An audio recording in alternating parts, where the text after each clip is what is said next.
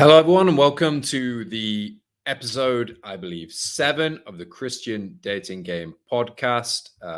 Very, very grateful for you to join me today. It is a lovely morning here in Indonesia. I know it's probably evening for most of you guys at home. Most of you, I'm going to guess, will be in America. And yeah, it's just a great day. And I'm going to be talking about some different topics today that I think are going to be really, really useful and important for you guys to hear. Just a reminder, as always, this is being streamed live on Twitter, it's being streamed live on YouTube, and it's being streamed live on Instagram. Whichever platform works best for you, please check it out there, as I do think that will, different platforms have different values, and I think there's a lot to be said of watching this on both Twitter and also YouTube. More so than Instagram, to be quite honest. But I am growing on Instagram. I'm getting a lot more content out on Instagram now. And if you're watching me on one of the other platforms, you're not following me on Instagram, I would really recommend following me at Dynastic Dating on Instagram. I'm putting a lot more high quality content over there actually than I am on Twitter and a little bit on YouTube as well, but not as regularly, just because it takes more time to do, basically, and I'm busy. So yeah, today I'm going to be talking about two main topics, and I'm going to be changing the way that I run this. Now, I run this weekly live stream, as an act of service to you guys. This is my whole business is an act of service. My business is my ministry. It's how I can serve the people around the world and the church around the world in the best way that I can through my unique skill set, which is I am very good at helping people get into relationships and fix their problems with women. I'm very good at it. While I mainly do with dating stuff, I'm also very good at helping people in their relationships as well. It's just not as much, my focus and my expertise, and I've kind of just moved to the dating side of things. And there are many ways that I can serve my audience. One of them is through doing free content like this. It's doing my normal content, my daily content that provides value to people and provides a service to them. And this is one way that you guys can have a more interactive look with me, where this provides an opportunity for you to give me feedback, for you to ask me questions, for me to answer those questions, and be able to help people who aren't able to work with me one-on-one. Now, that is the best way that I can serve people, is when I'm in your life, basically, and really able to work and figure out your particular problems, your issues, and resolve those with you. That's the ultimate way that I can serve my audience. But this is just another way that I can try and serve you guys. And I have been running this in a way where I've been pre-asking people for questions. So I'll ask you to DM me on Twitter, or I'll ask on my newsletter for people to ask me questions there, and also on my Instagram, in my Instagram stories as well. But I'm going to move away from that. I think I still want to keep the interactive side of this alive, but I'm going to move away from taking questions, because sometimes I just forget to ask, and other times I get one, sometimes two, and I think it's just better served me telling you what I think is useful for you guys. Now, if you guys do want to ask me questions, please ask them in the chat. Let's make this interactive as possible. This is my way to serve you. But I'm just going to be taking questions from now on. I'm not necessarily, I'm just going to be creating topics to talk about rather than taking questions before the stream. And that's how I'm going to run this from now on, I believe. Yeah. I've got some lovely Indonesian coffee this morning. Achigayo. Easy, almost too easy to drink, but it's very easily drinkable.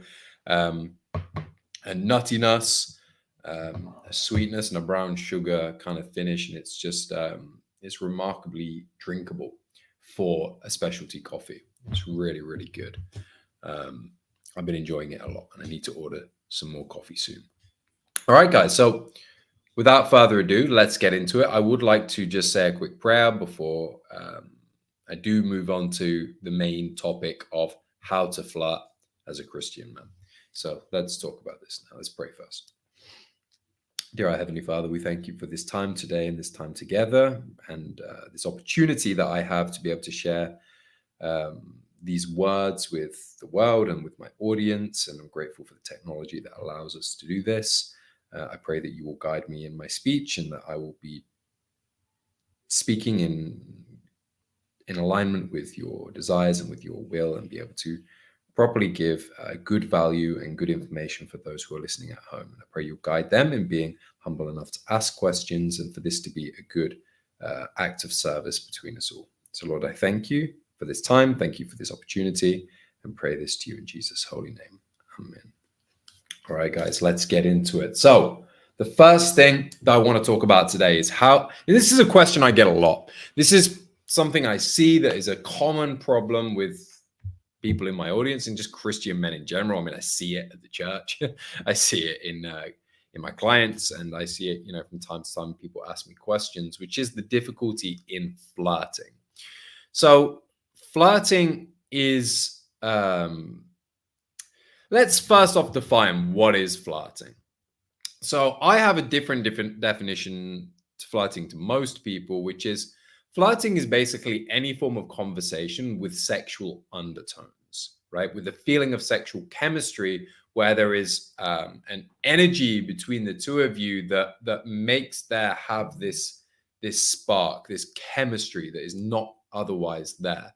I think the most powerful form of, there's many ways this can manifest, but one of the most powerful forms of sexual chemistry is of course using things like physical touch. And physical touch is a way that you can add an element of flirtatiousness to your interactions.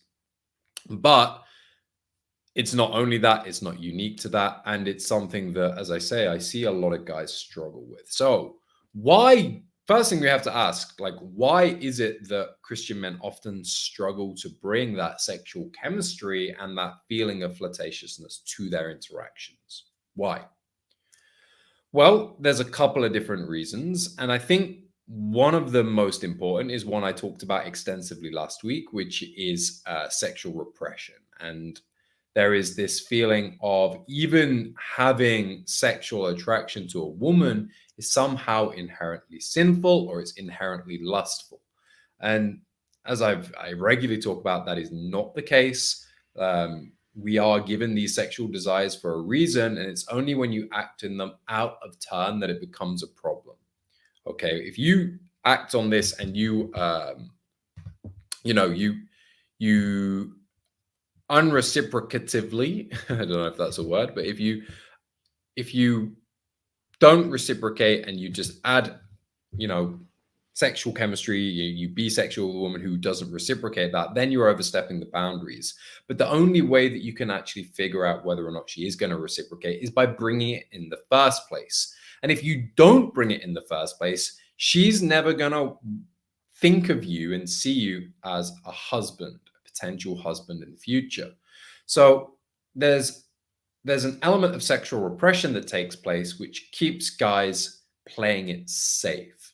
Now, there could be many reasons for this. I think I've told this story before. I can always remember one of my clients telling me whenever a scene would go on in a movie or a TV at home, and there'd be maybe like a scantily dressed woman, his mum would literally come and close his eyes, cover his eyes so he couldn't see it. And that just meant in his brain he associated sexual feelings or sexual attraction with an inherent, this is inherently wrong.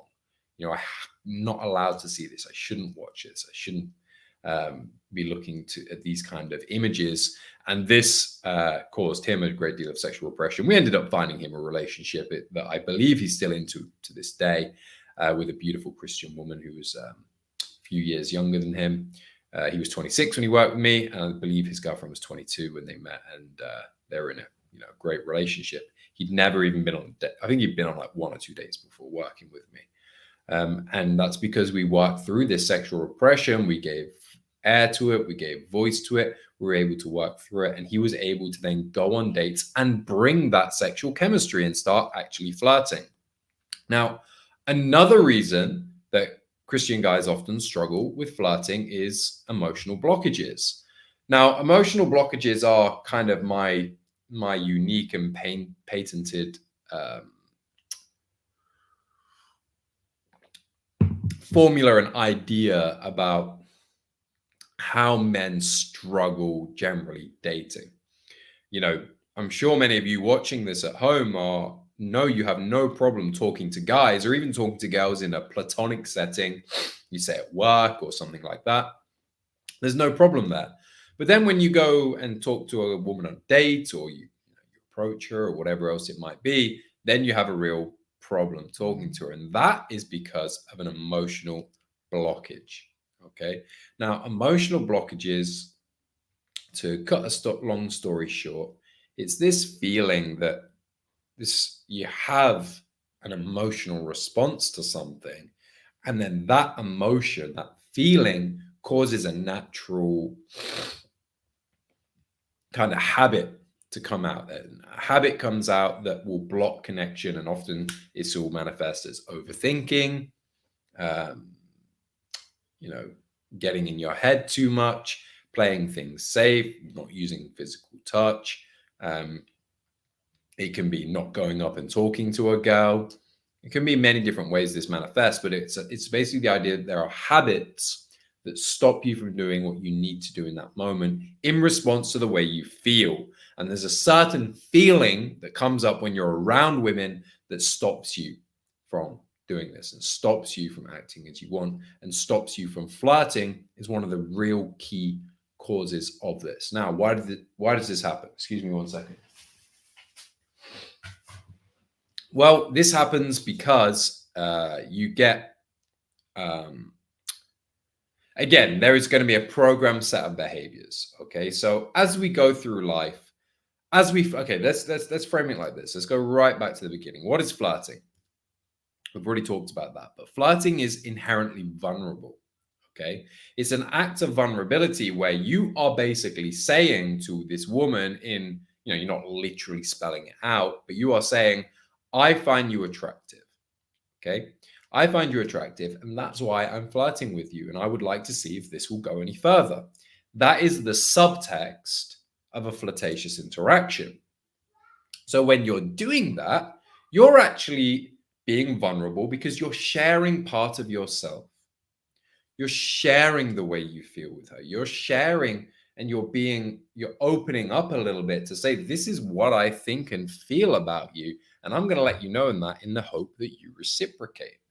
Well, by doing that, you are naturally you're naturally opening yourself up for hurt. You are saying, I like you. And therefore, if she doesn't flirt back, if she rejects you, as it were, or she shuts it down, whatever else it might be, that hurts. You've given yourself something and they haven't reciprocated. That's not a nice experience. And, they've done scans on the brain which show that, the when you suffer emotional pain, the same parts of your brain light up as when you suffer physical pain. Okay, there's an overlap there. Like, it's not one for one, but when you suffer physical pain and emotional pain, your brain at least processes it in a similar way. And when you've gone through life and you've maybe suffered that emotional pain in a couple of different circumstances and situations, then that is what actually, your brain basically develops defense mechanisms to protect you from that hurt.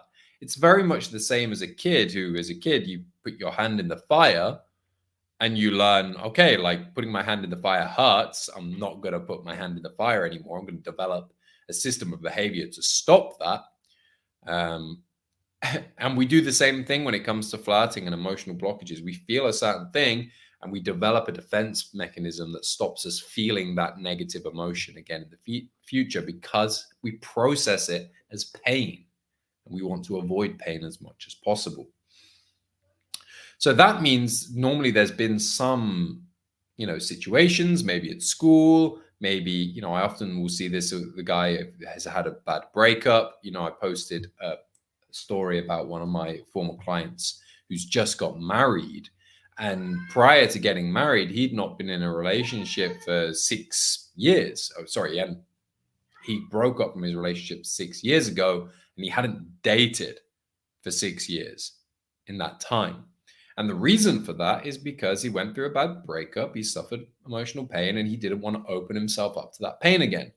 Now, overcoming these emotional blockages is a whole different thing. And I'm afraid I basically reserve how to do that for my clients because it's part of my unique value proposition. I don't know anybody else who knows how to do this in the way I do, or talks about it in the way I do, or has a system as actionable in the way I do. And that is just reserved for paying customers, I'm afraid, because it's too valuable to give away for free. It would be like giving away like the nuclear baseball or whatever it is, nuclear football to China. It's like, why would I do that? I would be a fool for doing that, in fact. So, so overcoming emotional blockages is often one of the main ways to actually learn and discover how to flirt after that, because that is actually what's stopping you. Now, really, flirtatiousness and being flirty, often guys will ask me like, what should I say to bring that flirtatious energy? And really, it doesn't matter what you say. The words you choose, what you talk about, all these things are irrelevant. What really matters is the guy, when he asked this question, is the energy behind those words. Because you can flirt about anything. You can flirt about curtains. You can flirt about breakfast. It's about the way that you make her feel during the conversation. Excuse me. And this is something that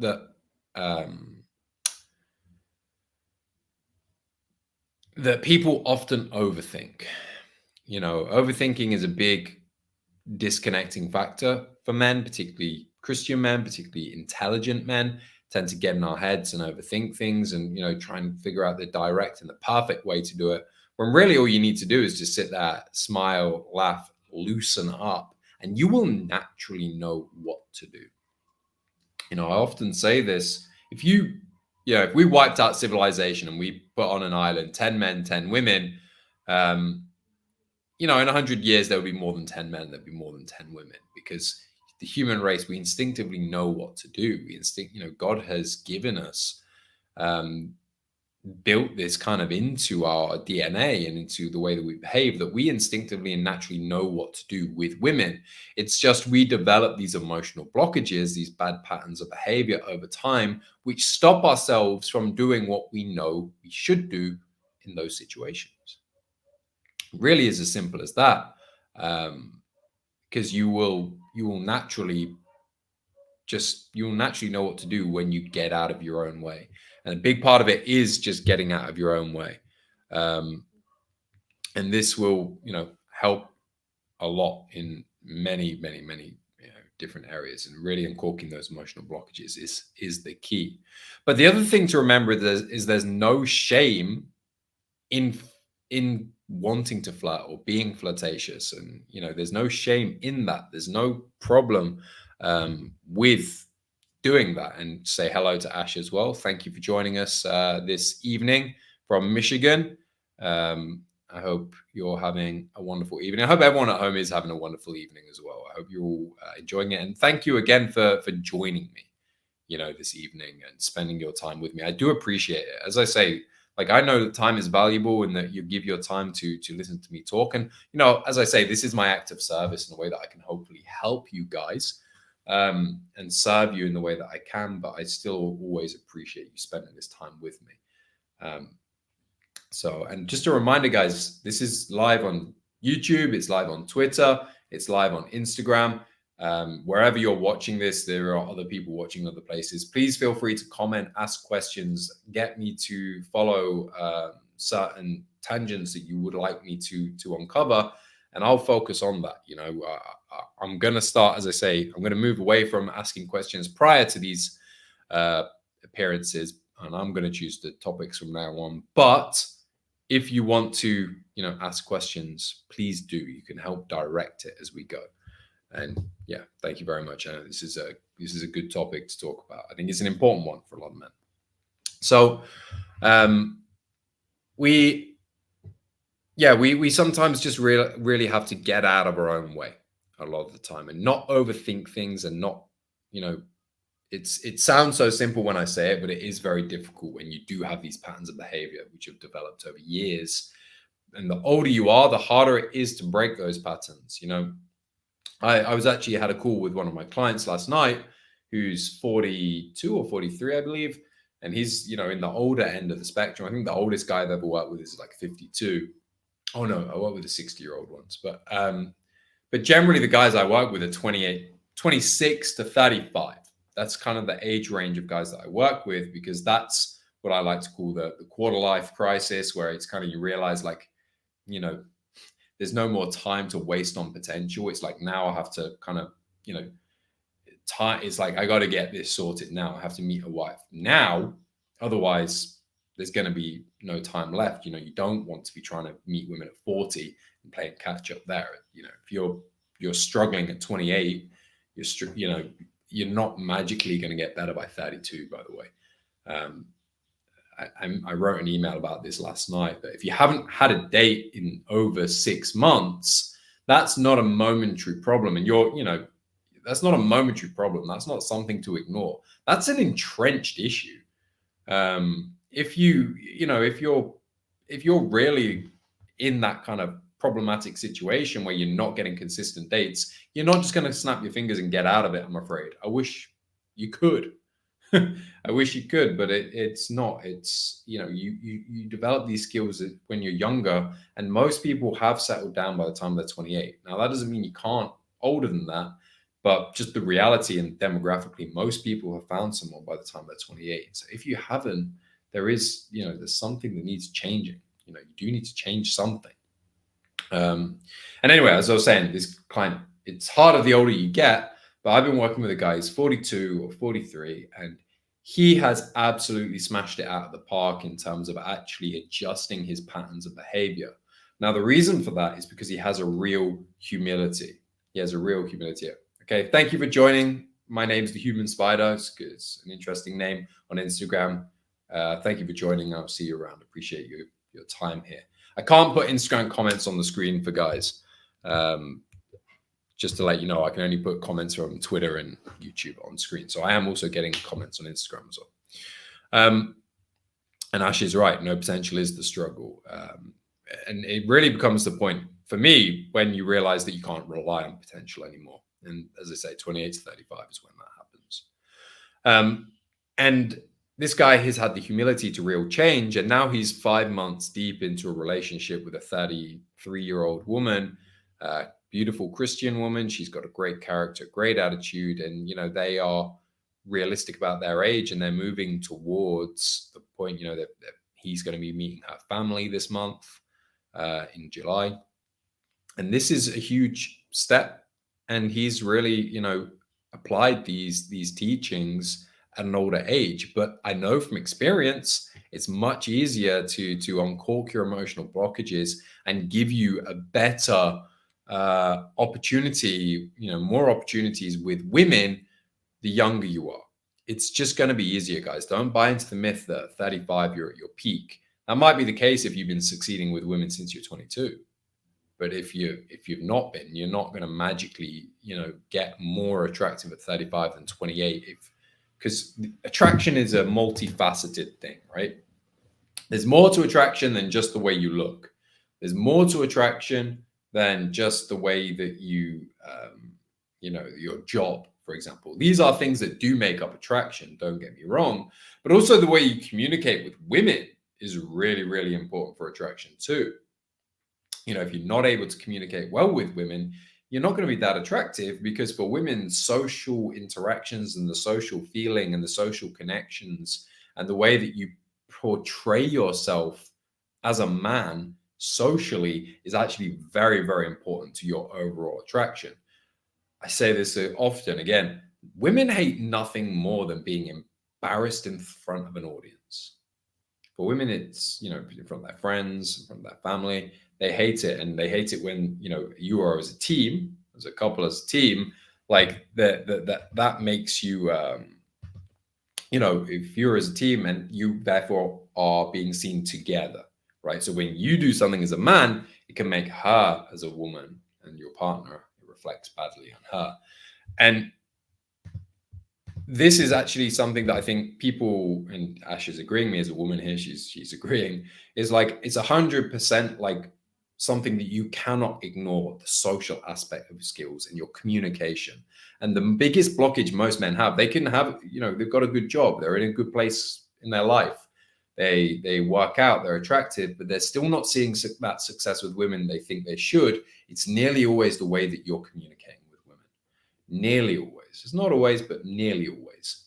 And if you aren't able to bring that flirtatiousness, if you aren't able to overcome problems in communication style, if it's too boring, it's too stiff, it's awkward, you're not present with her, you're not able to connect with her emotions, you're never going to have the success you want. And it doesn't matter if you reach more of your peak at 35, because a big part of that peak and that attractiveness is the time you spend talking to her.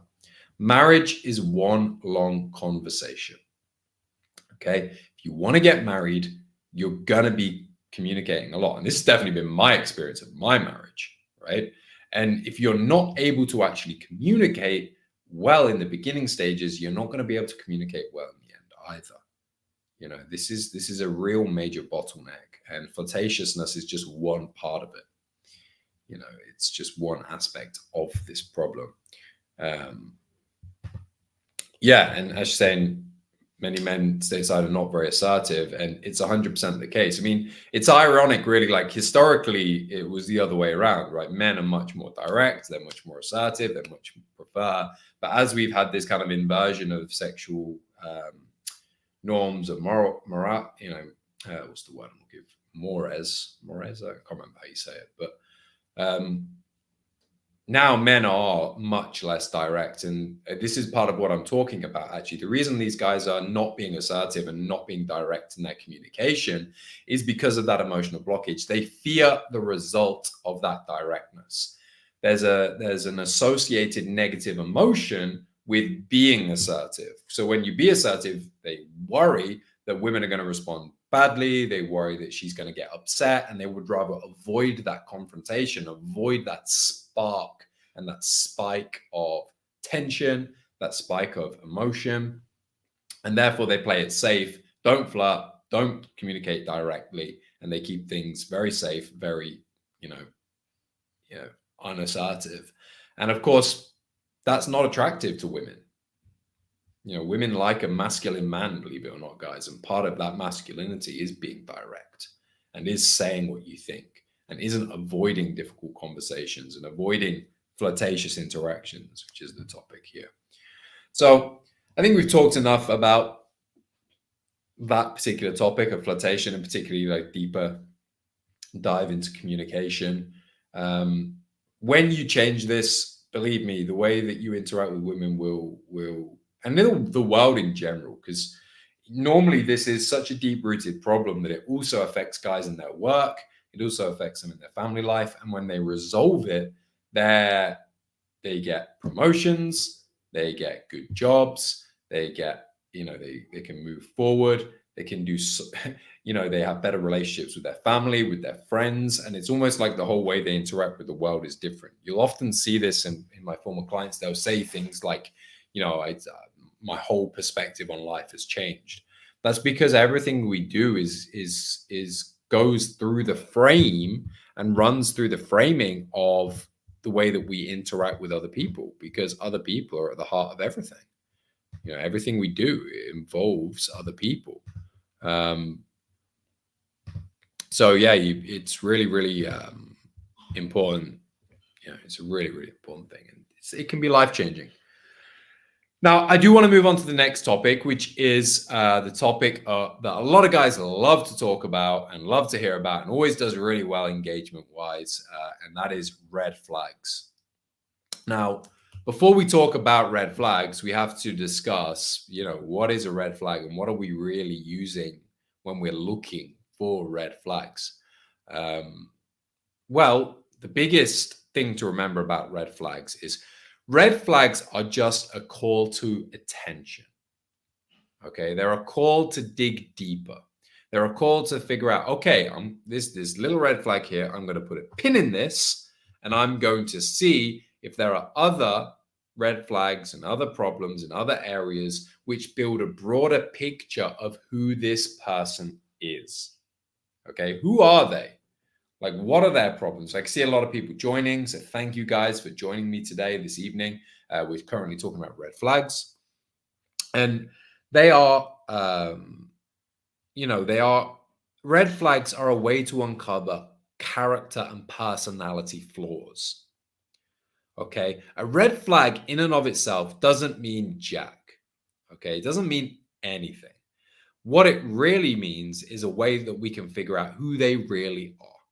Okay, who is this person really? What can we find out about them?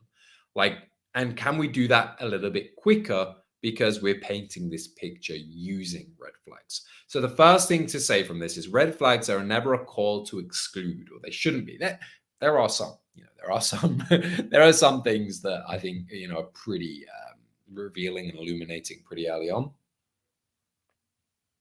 But especially on first dates, you don't want to be overly excluding. And another thing that I've noticed, guys who tend to overly exclude early on of via red flags, that tends to be a defense mechanism as well. That's also a manifestation of your emotional blockages, of you're actually self-sabotaging interactions. You're looking for reasons not to rather than reasons why. And that's 100%, again, the wrong attitude for finding a relationship, because nobody's perfect, everyone's flawed, and that you should be dating as a Christian with a bit of grace. And you've got to give a little bit of grace. Yeah, I will. So Ashley's just asked, please give some examples of red flags. I will give some examples of red flags in a moment. So it's very, very important. And so I like to characterize red flags in kind of three main areas. And again, please don't use this to overly exclude. Okay, there are physical red flags that are physical kind of visual cues that we can see that are a red flag about someone. There are kind of I've forgotten the actual groupings I use. So one of them is also character red flags and figuring out character red flags, and the other is communication red flags. And there are certain things in communication, and within these three groups there are different things. For example, a visual red flag would be, for me, someone who changes their hair color regularly or has an overly colorful hair, an extreme hairstyle, a blue hair, a purple hair. Purple can depend, actually. Purple can work well if it's a dark purple that's closer to black, for example. I wouldn't say that's a problem. But one of my clients was seeing a girl who every week had a different hairstyle.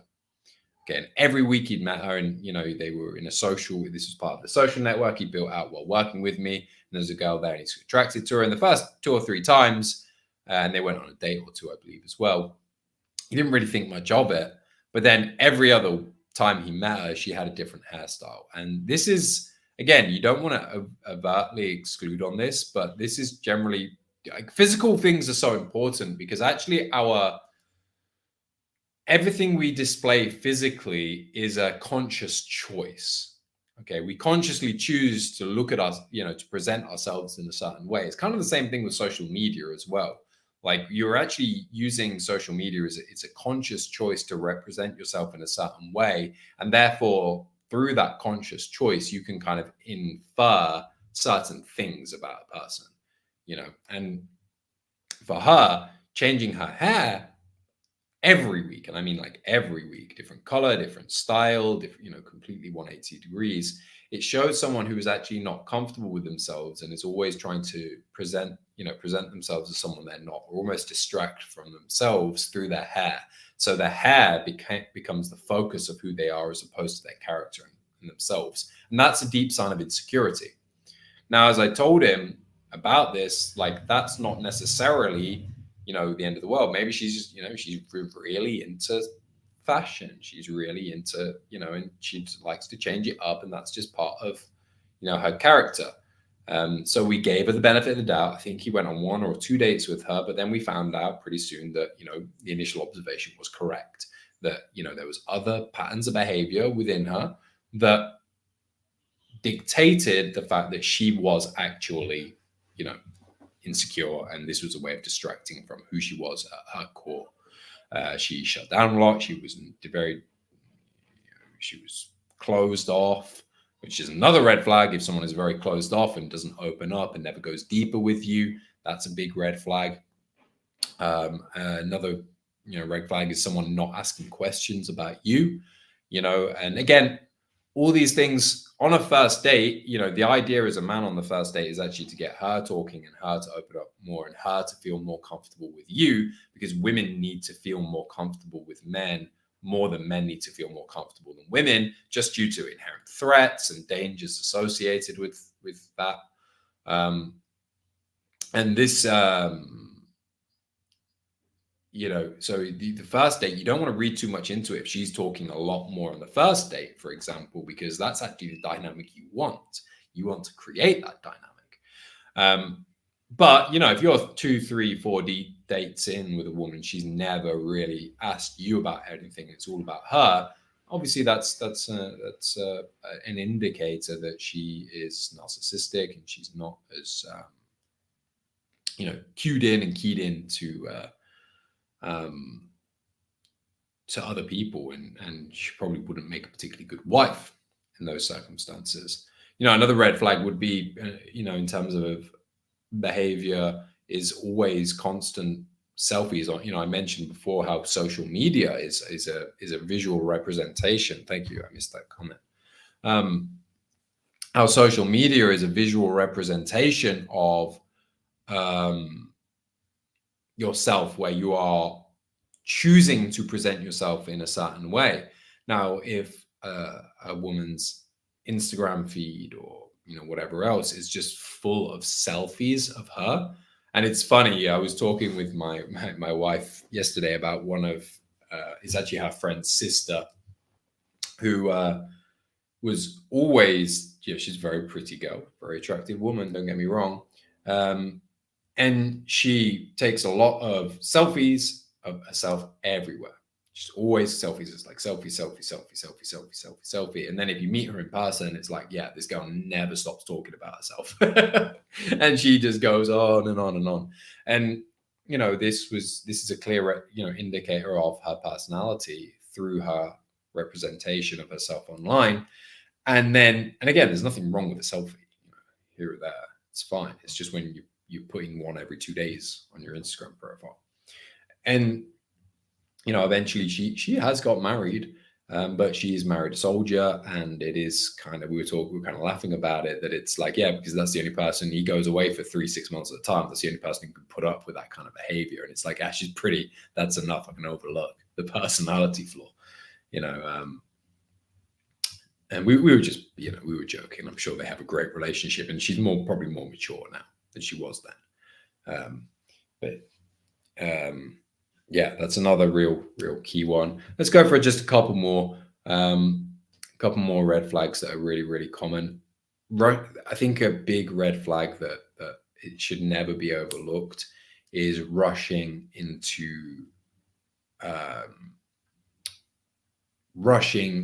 the process. Okay, and this is something that both men and women do. It's something I see a lot actually in male clients. So what do I mean by rushing the process? Well, dating is a process of getting to know people. Okay, that's all really dating is. It's a process of getting to know people better.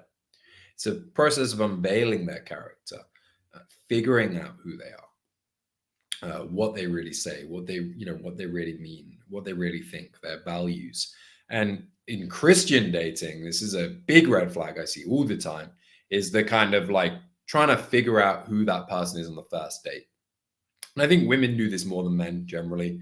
And they'll go into that date with like almost a list of questions. And it's kind of like, okay, I'm going to see how you answer these questions. And depending on that, it will dictate whether or not we're going to go on a second date. And this is the worst way you can date.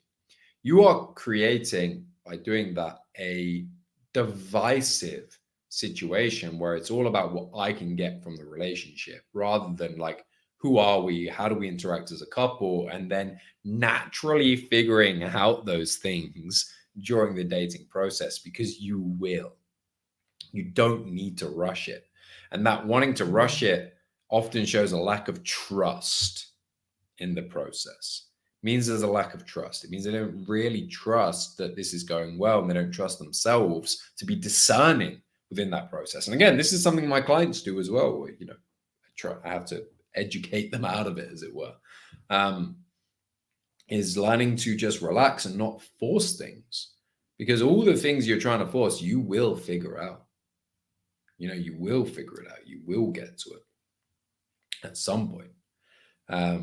Whether it's their Christian beliefs, or it's their desire for kids, whether it's, whatever it might be, these things will come out during the dating process. And I think that's a real key one. That can also be, trying to, for example, a woman trying to rush a man into marriage or rush a man into having kids. This is a big part of that, rushing that process as well, where it has to be done on like his timeline, as it were.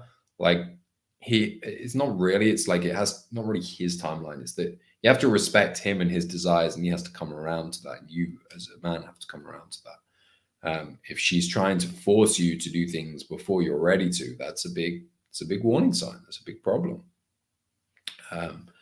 So Ashley's got another comment here. She says, I think my red flag is using too many emojis, and I find online dating to be very basic and superficial. Yeah, so this is a good actually jumping off point to another topic, actually. So I'm not sure using too many emojis is a red flag. It can maybe sub-communicate a little bit of insecurity at times, or a little bit of, because attraction is built in the gray area. And I always recommend, generally, most men, for example, should use more emojis than they do. And this is where I go counter to a lot of other dating coaches. Like, I don't think emojis are a bad thing. I don't think they're unmasculine or anything. Now, you can use too much. And again, it's the sub-communication of that, which is the issue. But emojis add that emotional undercurrent and that emotional feeling that's like, we don't have voice tone, we don't have posture, we don't have body language, we don't have eye contact, all these things that we have when we're physically talking to someone in person, we don't have when we're messaging someone. So a punctuation and emojis kind of help bridge that gap. It's a way that we can get that emotional undercurrent, which is the key to every good conversation. And again, this is why emotional blockages are so important, because if you are blocking that emotional undercurrent, or that emotional undercurrent is communicating something different to what you want, that is a problem. Okay. And that is going to cause problems as well. Now, the online dating to be very basic and superficial is a very common criticism of online dating. And there's an element of truth to it, but it comes down from seeing online dating as the wrong thing. Online dating is just another way to meet women, or in your case, Ash, to meet men. It's just another way to actually meet and then move things offline. You don't need to be having deep, meaningful conversations in online dating apps. It's more just figuring out, is there enough enough chemistry? There's enough kind of, they're easy enough to talk to, that it means that it's worth, and they are someone that we feel safe enough and comfortable enough with, it's worth then meeting them in person. And if it is, that's when the depth of this interaction comes. And you can do video calls and stuff prior to that. I know some other dating coaches will recommend always doing a video call before you meet someone on online dating, so as to not waste time. I disagree. I never think a date is a waste of time. And I think it's always better to get dates as opposed to just having calls just for confidence and skill set building and other things. But so really the depth of online dating is not in the online section. It's taking it offline. And we want to have that mentality always of like, the purpose of online dating is nothing more than meeting people in person. It's moving it offline. If we don't move it offline, then yeah, of course, it's always going to be superficial, because you're not getting to know that person really. You're not getting to see them. You're not getting to feel the energy that you're sharing between the two of you, which is really, really important. And I think a lot of people have the wrong perspective to online dating, and just a negative perception of online dating. Probably 50% of my clients find their relationships online. It is not got the same stigma attached to it that it used to have. But there is also the truth that it can be a little bit demoralizing, and dating in general can be demoralizing and a bit dejecting, because by the nature of dating, you're gonna fail more than you succeed. And a big part of what my coaching, really the value of my coaching, comes in after the big personality changes happen in the first 3 months. So in the first 3 months of working with me, you'll fix basically whatever problems you've got. Like it doesn't take that long.